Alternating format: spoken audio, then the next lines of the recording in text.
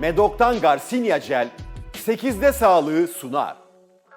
Merhaba, ben Senem Uslu, eğitim danışmanıyım. Disleksi aslında okuma, yazma, matematik gibi akademik becerilerde görülen gelişimsel bir öğrenme bozukluğudur. Disleksinin ile ilgili çok fazla araştırma olmasına rağmen aslında sabit bir tanımı ne yazık ki bulunamamaktadır. Bunun nedeni de aslında disleksinin nedenleri ve tedavileri çok çeşitli olmasıdır. Öğrenme yöntemlerinde normalde okuma yazma sürecinde görülen bütün belirtiler disleksi işaret edebilir ya da öğrenme güçlüğü eşlik edebilir. O yüzden de sabit bir tanımı ne yazık ki bulunamıyor. Yelpazesi çok geniştir disleksinin. Öğrenci harf de atlayabilir, ses de atlayabilir, ters yazabilir, kelimeler arasında boşluk bırakmayabilir, satır atlayabilir.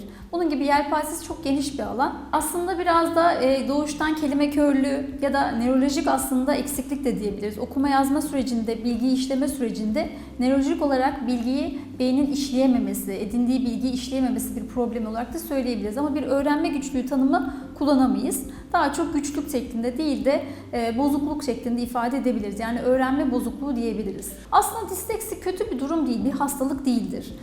Disleksi sadece öğrenmede yaşadığımız bazı zorlanmalarda ve destek tedaviyle eğitim öğretime devam edebileceğimiz bir süreçtir. Destek ve birlikte öğrenme, bireysel destek ama hayat boyunca devam etmesi gereken bir süreçtir. Erken tanı ve erken müdahale başlarsa da aslında ilerleyen süreçte %80 oranında iyileşme öğrencide görmekte ve kendi öğrenme stilleriyle yoluna devam edebilmektedir. Erken tanı aslında ilkokul 1-2-3 hatta okuma yazmaya başladığımız ilk süreç bizim için en önemli noktadır.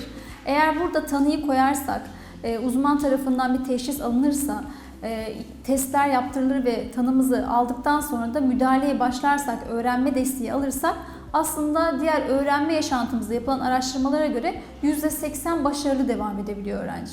Ancak süreç gecikti. Biz bunu ortaokulda ya da lisede keşfettik ve bununla destek almaya başladık. O zaman yetişkinlik sürecimiz boyunca aslında disleksimiz artan bir şekilde devam edecektir. Aslında disleksi genel olarak okuma ile ilgili başlayan bir problem olarak gözükür ama öğrenme güçlüğü eşlik eder genellikle. Her zaman demiyorum ama genellikle eşlik eder. Disleksinin temel nedeni beynin bilgiyi aldığında işleme sürecindeki bozukluktur. Yani nörolojik bir yapı bozukluğudur. Diğer bir neden de genetiktir. Yani anne babası disleksi olan bir bireyin %50 disleksi olma olasılığı vardır. Çok ufak bir ihtimal de olsa görme bozukluğu, yani kronik kulak enfeksiyonları küçük yaşta bunlar da neden olabilmektedir. Bunun altında yatan şey de fonolojik farkındalık, yani ses farkındalığı olmadığı için öğrencide sesi kavrayamama, yönünü kavrayamama ve sonraki süreçte de disleksiye doğru gitmektedir. Medok'tan Garcinia Gel 8'de sağlığı sundu.